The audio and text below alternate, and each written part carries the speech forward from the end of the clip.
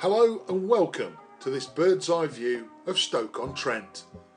Maybe you don't know a lot or possibly even heard of Stoke-on-Trent, but are interested in learning about its history and how it looks, as well as its role in the modern day. Or maybe you live here and thought you knew everything about your city. In that case, my aim is to show you something you didn't know about the area.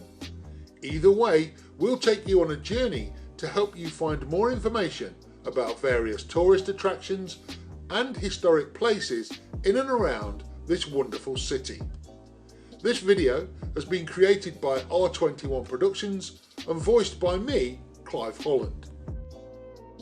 Located in North Staffordshire, England, with an approximate population of around 280,000 people, it's a city that is made up of 6 towns: Stoke, Longton, Burslem, Tunstall, Fenton and Hanley. It was officially opened by Sir Stanley Matthews on the 30th of August 1997.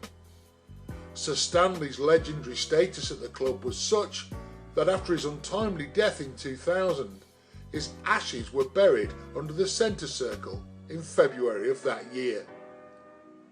Stoke-on-Trent has always been, and still is, the hub of North Staffordshire's passenger train service. A pottery factory first opened on the site in 1787. It was run by the Shelley family, who created earthenware and decorated plates and dishes that were produced by Wedgwood. Bottle kilns were typical of the industrial landscape of Stoke-on-Trent. Despite being very inefficient, as supposedly 70% of the energy of the fuel burned was wasted, bottle kilns were constructed until the mid-20th century. The old town hall was built between 1854 and 1857. Rafail Park is a football stadium that has been the home ground of Port Vale FC since 1950.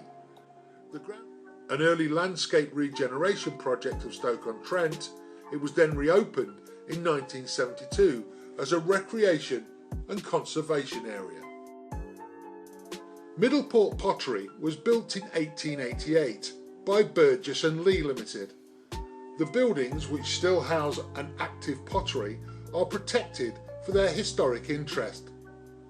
Middleport Pottery has been described as a model of the Staffordshire pottery industry at the time of its construction.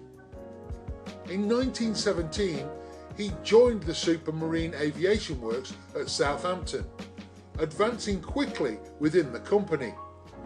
It is a narrow canal for the vast majority of its length, but at its extremes to the east of Burton-on-Trent and north of Middlewich, it becomes much wider. It took nearly 11 years to complete and was finished in 1777.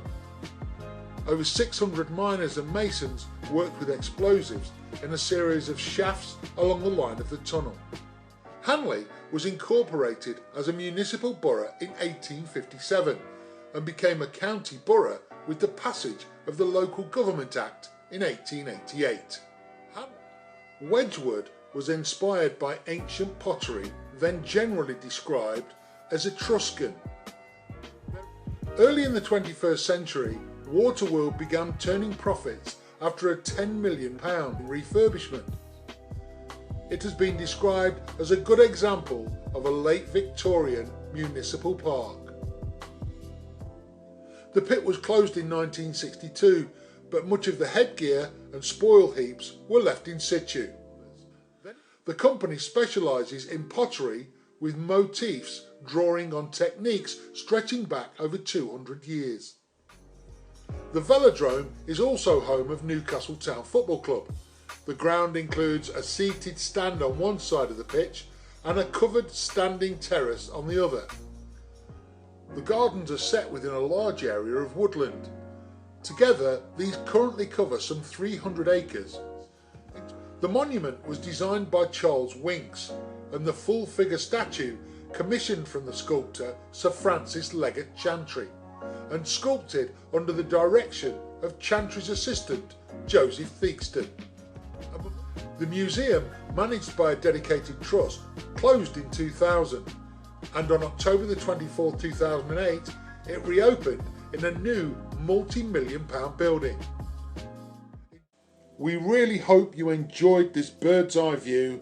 Thank you for watching.